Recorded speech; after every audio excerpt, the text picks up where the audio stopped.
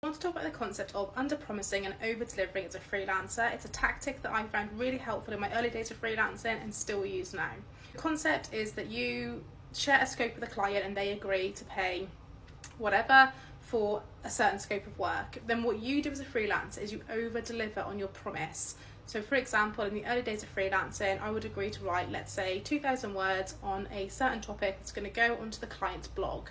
They would agree that they want 2,000 words on that topic delivered in 1 week, and then I would over-deliver on that promise by either delivering a little bit earlier, or I would add on something very small but very valuable to increase the value of the project, and also build relations and help that client feel cared for.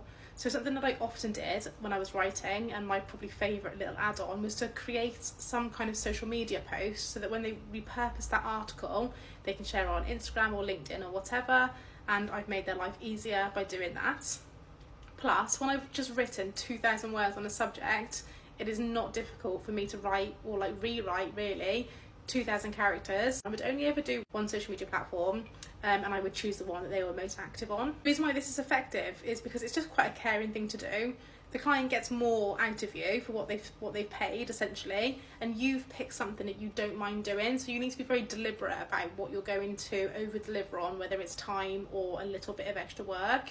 But you need to have factored that into the cost, and you as a freelancer have agreed with yourself, I'm happy to do this scope of work, but the client thinks I'm doing this scope of work, so everyone kind of wins. I think it's effective because it shows you've done a little bit of research about the client. So when you deliver it, you can say, oh, I wrote the 2,000 word blog. I was actually really enjoying this subject because it means this to me.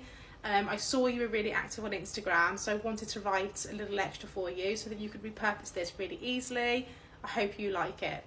It's just a nice way to deliver a project. I still do this now, so all of my kind of productized packages that I give to my clients have a certain scope, and there's always something I'm willing to do a little bit extra. It's usually something that doesn't take me a lot of time but does add a lot of value and just helps me build a relation with that client and show that I care. I have a really good retention rate for my clients. I would say 50% have been with me for a year now, and 50% have been with me for 2 years, and I have no doubt that these relationships are going to continue well into the future.